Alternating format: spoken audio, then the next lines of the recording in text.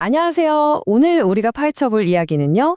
현대 암 치료의 가장 큰 숙제죠. 바로 약물 내성에 대한 해법을 아주 뜻밖의 곳, 고대의 지혜 속에서 찾아보는 내용입니다.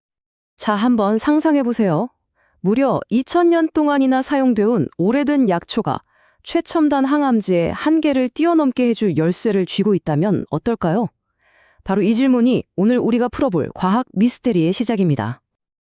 자, 그럼 먼저 우리가 대체 어떤 문제랑 씨름하고 있는지부터 한번 짚어보죠. 바로 폐암 치료에서 가장 골치 아픈 부분, 약물 내성 문제입니다. 전 세계 폐암 환자의 80% 이상이 비소세포 폐암이라는 진단을 받는데요. 그중에서도 폐선암이 가장 흔한 유형이에요. 이게 정말 까다로운 암으로 알려져 있죠. 과학자들이 알아낸 게 있어요. EGFR이라는 특정 유전자 돌연변이가 암을 막 자라게 하는 핵심 엔진이라는 걸 발견한 거죠.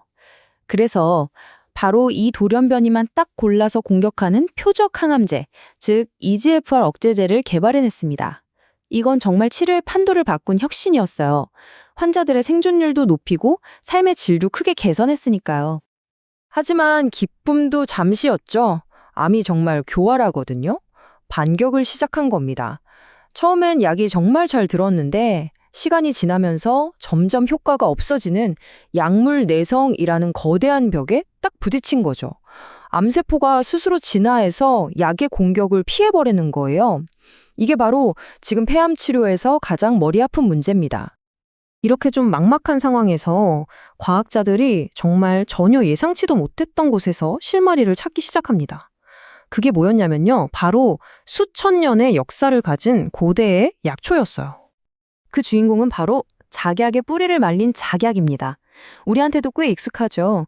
동아시아에서는 무려 2000년 넘게 혈액을 보충한다거나 하는 목적으로 써왔던 아주 친숙한 약초거든요.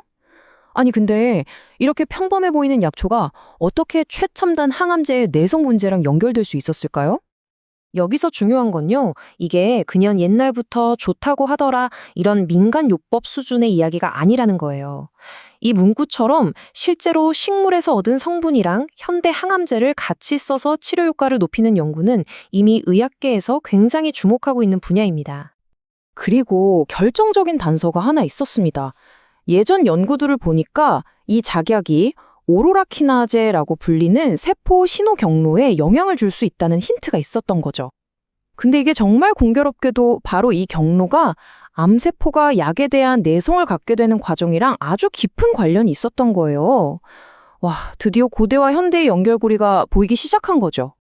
자, 그럼 연구원들이 이 연결고리를 어떻게 증명했을까요? 여기서부터 이 연구가 진짜 특별해집니다. 보통 생각하면 실험실 가운 입고 시험관 흔드는 거 상상하잖아요. 근데 첫걸음은 그게 아니었어요. 바로 방대한 데이터를 분석하는 컴퓨터 앞에서 시작됐거든요. 말하자면 현대 기술로 고대의 지혜를 해독하는 작업이었던 셈이죠. 연구 과정이 이랬어요. 일단 첫 번째, 이미 공개된 데이터베이스에서 약에 내성이 생긴 폐암세포들의 유전자 정보를 싹 다 긁어 모아서 분석해요. 그리고 두 번째, 이 세포들이 왜 내성을 갖게 됐는지 그 공통적인 유전자 패턴, 그러니까 내성 유전자 특징을 찾아내는 거죠.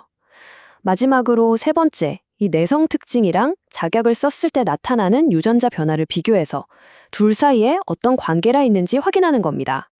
그리고 그 수많은 데이터 속에서 컴퓨터가 정확히 한 명의 용의자를 딱 지목했습니다. 바로 오로라 B 경로였어요. 약물에 내성이 생긴 암세포들을 보니까 하나같이 이 경로가 너무 활발하게 움직이고 있었던 거죠. 그리고 컴퓨터의 예측은 이거였습니다. 작약이 바로 이 경로를 억제해서 내성을 뒤집을 수 있을 거다. 자, 이제 컴퓨터의 예측이 과연 현실에서도 통할지 확인할 시간입니다. 무대가 데이터 분석실에서 이제 진짜 실험실로 옮겨집니다. 결과는 정말 놀라웠습니다. 이 그래프 좀 보세요. 기존 항암제만 썼을 때 암세포 생존율이 한 90% 정도? 작약만 썼을 땐 80% 정도였어요. 그런데 이 둘을 같이 썼더니 어떻게 됐을까요? 암세포 생존율이 40%까지 뚝 떨어졌습니다. 이게 바로 시너지 효과라는 거예요. 1 더하기 1이 2가 아니라 3이나 4가 되는 엄청난 효과로 보여준 거죠. 이 사진을 보면 그 효과가 눈에 확 들어옵니다. 왼쪽처럼 항암제만 처리했을 땐 암세포들이 막 덩어리를 만들면서 신나게 자라잖아요? 그런데 오른쪽을 보세요. 작약을 같이 넣어주니까 암세포들이 거의 자라지를 못하고 힘을 잃어버렸습니다. 그러니까 핵심은 바로 이겁니다. 컴퓨터 데이터 분석으로 세웠던 가설, 작약이 항암제 내성을 이겨낼 거다라는 예측이 실제 실험으로 완벽하게 증명된 거예요. 이건 단순히 효과 좋은 약을 하나 더 찾았다, 이 수준을 넘어서는 겁니다. 이런 데이터 기반의 접근법 자체가 옳았다는 걸 보여주는 정말 중요한 결과죠. 자, 그럼 이제 마지막 퍼즐 조각이 남았습니다. 도대체 어떻게 이 강력한 조합이 암세포를 죽이는 걸까요? 그 비밀을 한번 펼쳐보겠습니다. 그 메커니즘의 핵심에는 세포 자살, 영어로는 아포토시스라고 하는 과정이 있습니다. 이건 좀 어려운 말 같지만 사실 우리 몸이 비정상적인 세포를 없애기 위해서 사용하는 일종의 자폭 명령 시스템이라고 생각하시면 돼요. 이 조합 요법이 바로 암세포한테 이 자폭 스위치를 켜주는 역할을 하는 겁니다. 이 그래프가 바로 그 증거입니다. 기존 항암제만 썼을 때는 자폭 명령을 따르는 암세포가 한 4%밖에 안 됐어요. 그런데 작약을 같이 썼더니 자폭하는 암세포 비율이 무려 18%까지 치솟았습니다. 4배 이상 늘어난 거죠. 엄청나죠? 지금 보시는 이 복잡한 그림이 바로 그 과정을 보여주는 건데요. 이 모든 세부 사항을 다 이해하실 필요는 없어요. 여기서 가장 중요한 건 이겁니다.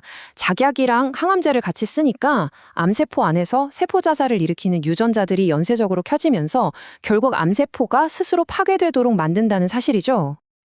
자, 그럼 이 연구가 앞으로의 암 치료에 어떤 의미를 갖는지 좀 더 큰 그림에서 한번 정리해 보겠습니다. 오늘 내용의 핵심 딱 정리해 드릴게요. 첫째, 수천 년 된 약초가 최첨단 항암제의 내성 문제를 해결할 수 있다는 가능성을 봤습니다. 둘째, 그 원리는 오로라 비경로라는 특정 스위치를 끄는 것이었고요. 셋째, 그 결과 암세포의 자살 시스템을 작동시켜서 스스로 파괴되게 만들었습니다. 그리고 마지막으로 가장 중요한 점, 빅데이터 분석이라는 현대의 열쇠로 전통의학이라는 고대의 보물상자를 열 수 있다는 새로운 연구 방식의 가능성을 우리에게 보여줬다는 겁니다. 이것은 우리에게 아주 중요한 질문을 던집니다. 어쩌면 미래의학의 해답은 완전히 새로운 무언가를 발명하는 데에만 있는 게 아니라 어쩌면 이렇게 고대의 지혜와 현대의 기술을 현명하게 결합하는 데에 있을지도 모릅니다. 여러분은 어떻게 생각하시나요?